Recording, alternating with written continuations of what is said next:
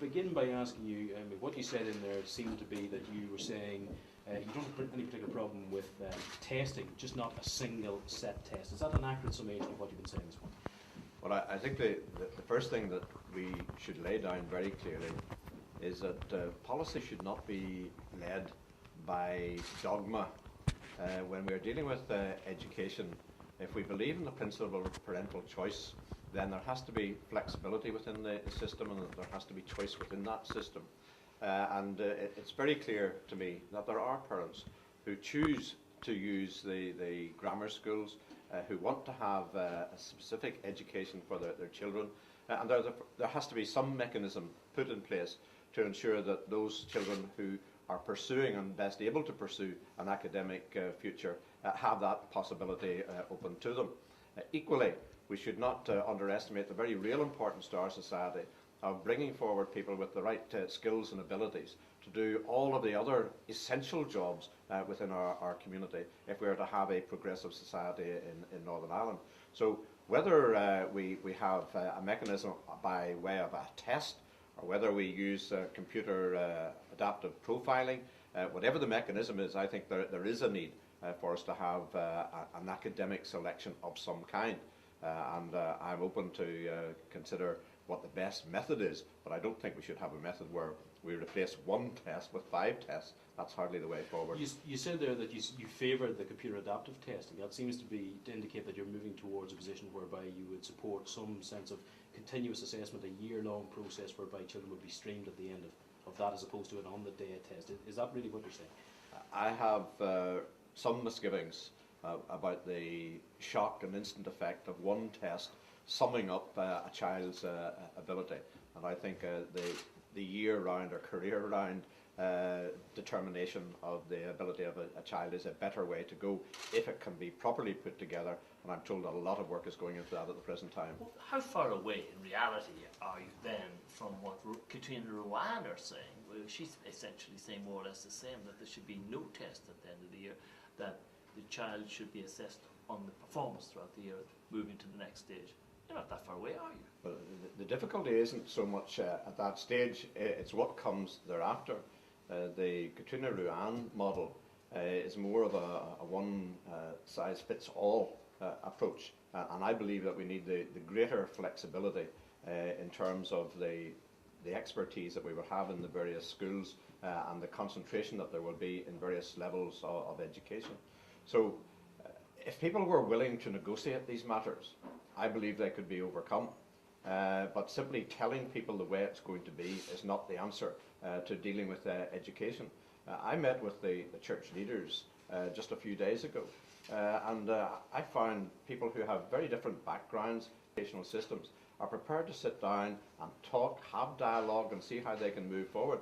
I would have far more faith if we had a proper consultation, a proper negotiation on how to deal with these matters. I'm up for it. I hope others are up for it as well. Does your model envisage the retention of the grammar schools, the retention of selection, just selection in a different way? Well, first of all, the Katrina Ruan model doesn't see the retention of grammar schools. I want to see the retention of grammar schools. I go around the world looking for investment for Northern Ireland. And the one thing that I do, first of all, is to tell them about the good educational system and the high skills that we have in Northern Ireland. If this isn't broken, you don't fix it. And the rate of passes in educational examinations in Northern Ireland is higher than it is in the rest of the United Kingdom. Why would you want to change a system that's working? Just going back to the selection issue again, Mr. Robinson, you said you hope to move soon to a single mechanism for transfer, and a lot of parents whose children are now in P6 will be very interested to hear how soon you think, and you say a lot of work's being done in the background, some system can be come up with that will replace the current arrangements. Well, I think what parents find frustrating is that while overwhelmingly that is the view of people in Northern Ireland, overwhelmingly it is the view of those who are elected to the Assembly, yet we don't have that outcome. So there is a need under the system of government that we have to get agreement on those issues. We have set up, arising out of the Hillsborough Castle discussions, a working group that looks at all of the decisions that are yet to be taken in terms of the executive. It's setting out a programme of how we might reach resolution, and if we don't meet resolution, then how we deal with the disagreements that we have.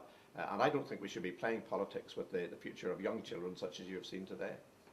Do you welcome, just finally, what the Catholic Church, I think, are setting out today, which is the review that they envisage for the future? Some people have been talking to say perhaps that's a little divisive, that it would be better for everyone to go forward on this issue together. Do you think that the Catholic grammars ought to wait for everyone else, or are they right to lead the field in some respect on this? Well, I was interested when I met with the church leaders to hear the views expressed by the Roman Catholic representatives there.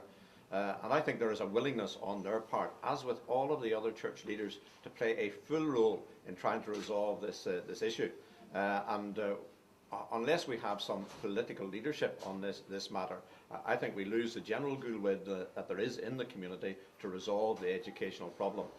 My party is up for it. I'm glad that 4 of the 5 main parties in the Assembly are agreed that we should move forward in a common direction. Now we need the 5th party to be in there as well.